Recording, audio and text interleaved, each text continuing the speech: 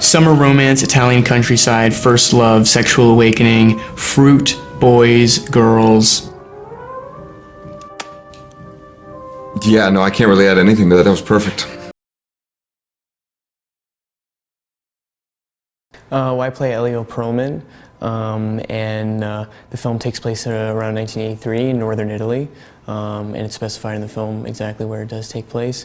And Elio spends his summers in this villa in the countryside, and his family takes in a graduate student. Elio's father is a professor, and we take in a graduate student every summer. And what starts as a hesitant friendship turns into a more faithful friendship, turns into maybe something more than that. We didn't meet till we were in Italy. We met in Crema, the tiny town that we were filming in. That's where we met. I was having a piano lesson for the film, and Armie, who I had never met, bursts in and goes, "Hey, I'm Armie, you're Timmy, right?" And that was our introduction. He'd been in this little Italian town for so long that I think just the sound of English, he was like, "I could talk to somebody!" And then it was just, we just pretty much were together nonstop the rest of the time. I was plugged out in New York, and Armie was plugged out of Los Angeles. We got there maybe 3-4 weeks early, and in that neither of us spoke Italian as a first language, we really had to depend on one another for all things, conversation, hanging out, like having fun. So that 3 or 4 week period, we really, I don't know, got close. And I speak for myself, but I liked you. You're a cool guy. So I was in the piano lesson. I said, "I don't care. Where's that?" He said, "Oh, it's over in that building over there." And I said, "Okay, I'm going." And I just went in and I barged in the door and I was like, "Hey!" And then we had like a big kind of like hugging moment. And he was like, "Tim, it's really great to meet you, but I'm in the middle of a piano lesson." And I was like, "All right, fine. Yeah, of course. So he finished his piano lesson, and then the two of us jumped on bicycles. He'd been in Crema for weeks at this point, so we got on bicycles and he showed me around the whole town. And we rode and we went to different restaurants and different like gelaterias and like all this stuff. And it was incredibly analogous to what actually happened in the movie. I was the new guy in town and he showed me around and I fell in love with this Timmy. I mean, it was amazing. It was an amazing experience. It was such a special and unique experience because we shot it in a little tiny town in Italy called Crema, and Timothy and I were basically the only Americans there. Nobody else spoke English, so if we wanted to do anything on the weekends, we were doing it with each other. We were going to restaurants, we were spending a lot of time together, we were discussing scenes, we were rehearsing a lot. It was really kind of like an immersion. We just spent all day filming and then all night together, and then we would be together on the weekends, and it developed into like a genuine friendship that we still have to this day. I mean, it was a really special experience to get to do it, especially with someone as talented and special as Timmy. Special, I like that. A lot of specials in there. We did get time together. I showed up in Crema and Timmy had already been there for a month, learning how to play the guitar and working on the piano and working on his Italian and all that stuff. So I show up to this little tiny town where nobody else speaks English, and it's Timmy, and we're there, and we're supposed to make this movie together, which is already like a great bond between two people. And then we just got to spend so much time together. We would work together all day, and then at night we'd probably, friendly Italian hours, Yeah. So you're done pretty early, which is nice. Great. They want to work about 8-9 hours a day, which is fantastic. And then you go to dinner, and then we'd go back to his place, or we'd go back to my place, and we'd rehearse and talk about the next day, what we were going to do, what our plans were, and then maybe watch TV, listen to some music, do whatever, go ride our bikes around the town square. We got so much time together, and it built such a feeling of safety and trust that regardless of whatever we had to do and whatever ways we were challenged or pushed in the process of filming, it felt like we were going through it together, which was really nice. We just had a lot of time to spend with one another weeks in advance, so there never felt this pressure to create an artificial intimacy by way of asking each other very vulnerable questions when we got to know one another, or like really leaning into one another when we talked to each other, but rather we just hung out a lot and watched Mike Tyson documentaries, got espressos. We were really lucky to get a good amount of time together, just the two of us, largely because we were sequestered in a tiny little Italian town where nobody else spoke English. So if we wanted to have a conversation about anything, it was normally with each other. And then we would shoot all day and then go back to my place or his place and rehearse the scenes for the next day, maybe go get dinner, maybe watch like a movie, maybe listen to some music, whatever, and then do it all again the next day. And we really got to build a good foundation of comfortability and safety between the two of us before we even ever started shooting anything. In such a way that there would have been like a level of artifice to it had it been in LA or New York, even if we had spent that amount of time together, because it would have been the choice to spend that time with one another. And here, like Armie said, this is what we wanted to be hanging out. We were, this is how we were passing the time, so the chemistry built very naturally, it felt like. We basically did together everything that we did in the movie. We rode bikes around Crema, we listened to music, we talked about there were some music. things in the movie that we didn't do. Right. That's true. He got to Crema, and I had been there about a month already, and I just knew all the spots in town. So the first day he got there, we got on our bikes together, and we were riding around. And it kind of took the shape of the movie, and everything else that happened in the movie happened in real life too.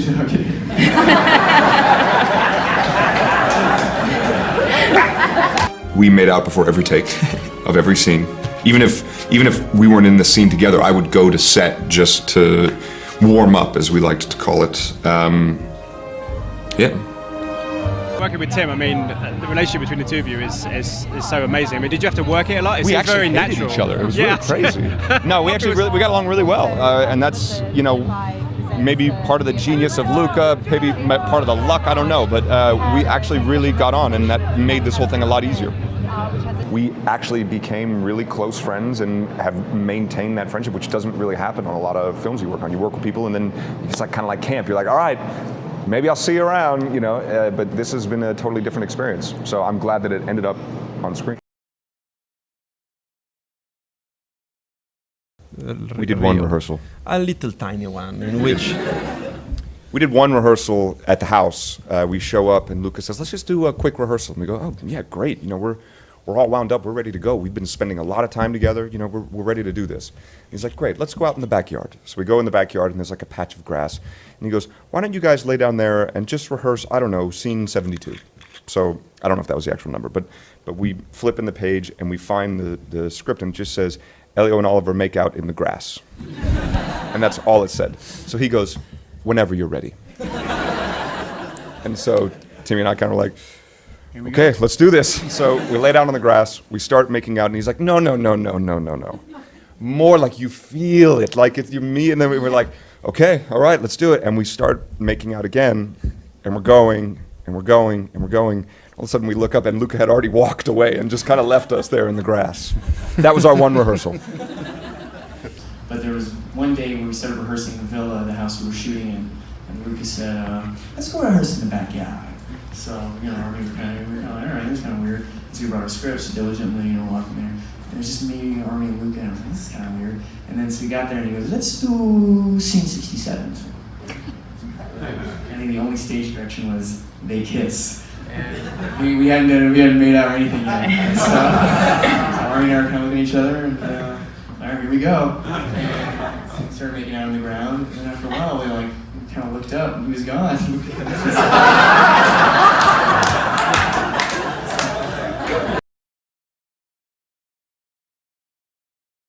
There were so many moments of laughter yesterday, I was surprised. And then also after the movie ended, I don't know if any of you jumped on Twitter, but everybody was tweeting out peach emojis. And it kind of took off and became a thing.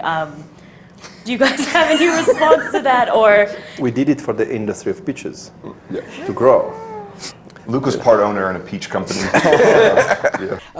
Of course, the peach scene is one that you would imagine while reading. I'm sorry, which scene? The peach scene. Peach scene.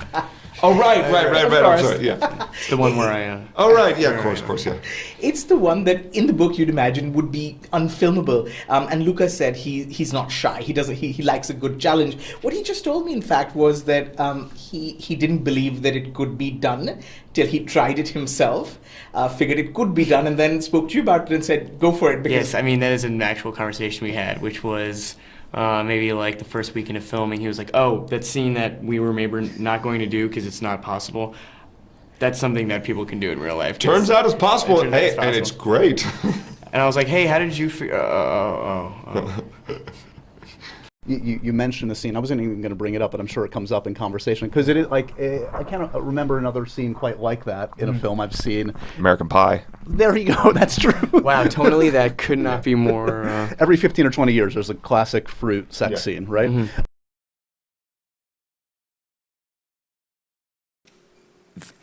This movie is sort of my big summer romance. Like, I mean, when anyone's like, did you have an experience like this? I was like, yeah, making the movie. It was just like what you're seeing, but better. Because we got to do it 7 days a week. I mean, it was truly such a special experience to make this movie. I mean, I know this sounds so ridiculous now, but I mean, I can't imagine my life moving forward past this movie where I don't carry that with me in a way. Well, it'll be hard for me to have an acting experience that was as immersive as this one, because I was out there a month early, and sometimes people, when they speak a different language, they say they assume a different personality in that language, and certainly that's true for me when I speak French. And weirdly, just being in that town for 3 months, it grew on me, and by the end, I was a version of me I wasn't when I got there. And so to go back to New York after that, it was absolutely surreal, and it's been a struggle to marry these visions ever since. Yeah.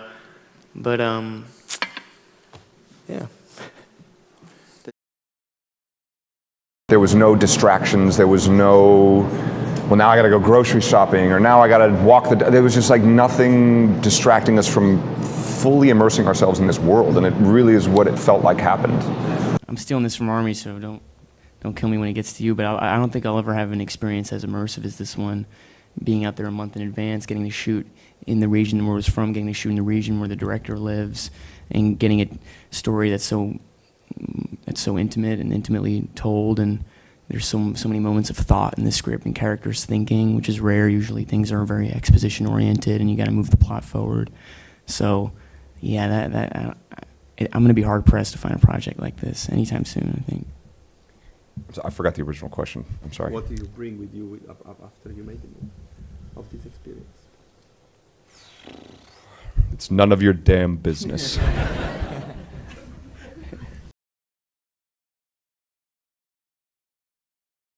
And I really mean this from the bottom of my heart, this was like this on set, but certainly for All Things Publicity now, or talking about the film, or Q&As afterwards, I got like the best role model in the world to look at, to take after right here, because even the way you like the question you asked before, like that, you handled that perfectly. So I'm like a real admirer of how Armie does these things. So to work with him, and I guess I just got to do a movie with Steve Carell, and the way he carries himself too.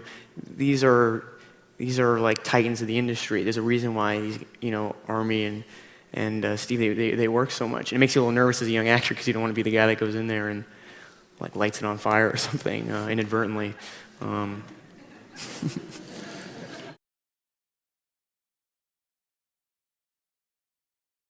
And Armie Hammer, who in The Social Network and Man from U.N.C.L.E., Lone Ranger, those are films I really loved a lot. So I was happy just to get the chance to work with him. He is phenomenally talented. He's just so present and so natural and so unfiltered. He's really just a phenomenal talent. You must have had quite an incredible bond with Timothy on set. What do you think you admire the most about each other?